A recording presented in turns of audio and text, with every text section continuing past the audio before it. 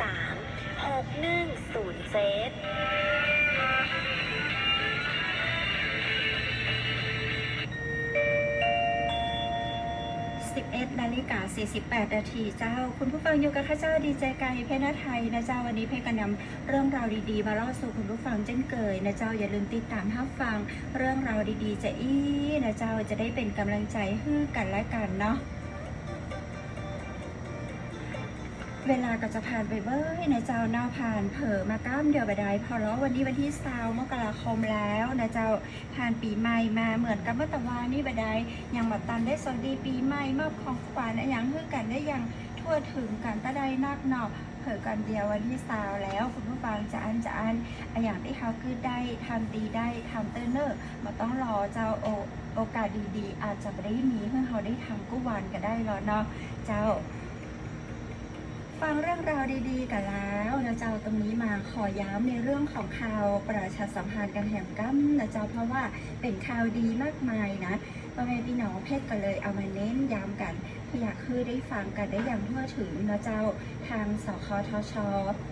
ลงพื้นที่ติดตามผลการดำเนินงานการจัดที่ดินทำกินในชุมชนในพื้นที่ป่าสงวนแห่งชาติป่าแม่แจ่มและพื้นที่ป่าสงวนแห่งชาติป่าขุนแม่ทาจังหวัดเชียงใหม่ดร.ระวีวรรณ ภูริเดชผู้อำนวยการสำนักงานคณะกรรมการนโยบายที่ดินแห่งชาติหรือผอ.สคทช.นะเจ้าเปิดได้ลงพื้นที่ติดตามผลการดำเนินงานการจัดสรรที่ดินทำกินในพื้นที่ป่าสงวนแห่งชาติป่าแม่แจ่ม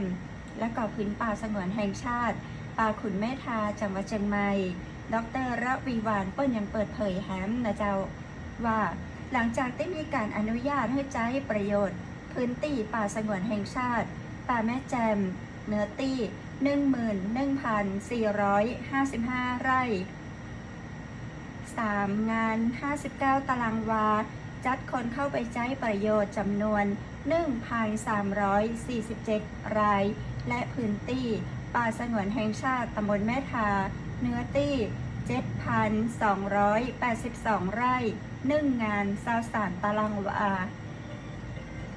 จัดคนเข้าใจประโยชน์จำนวน 1,375 รายบัดเดี๋ยวนี้พื้นที่ดังกล่าวได้มีการส่งเสริมและพัฒนาอาชีพโดยดำเนินโครงการตามกรอบการส่งเสริมและการพัฒนาอาชีพ6 ด้านตามที่คณะอนุกรรมการส่งเสริมพัฒนาอาชีพและการตลาดกำหนดช่วยขยายผลต่อยอดสร้างโอกาสสร้างรายได้เพื่อกับประชาชนในพื้นที่คทช.นอกจากนี้สคทช.นะเจ้าเป็นยังมีนโยบายที่จะผลักดันส่งเสริมผลิตภัณฑ์ที่ผลิตในพื้นที่คทช.โดยได้มีการมอบตราสัญลักษณ์ผลิตภัณฑ์จากชุมชนคทช.เพื่อเป็นเครื่องหมายแสดงสินค้าจากพื้นที่ที่ได้รับการอนุญาตอย่างถูกต้องตามกฎหมายอีกทั้งจะขยายผลยกระดับเครื่องหมายแสดงสินค้าและคุณภาพสินค้าเพื่อให้ไปสู่ระดับสากลต่อไปแหมเจ้าอะไรได้ฟังข่าวดีๆกันแล้วนะเจ้ามาพักฟังเพลงม่วนๆกันเนาะเลือกเพลงของไอ้กล้วยสแตมมาฝากกันเพลงนี้มีชื่อว่าฮับเคี้ยวด้วยมือเปล่าเจ้า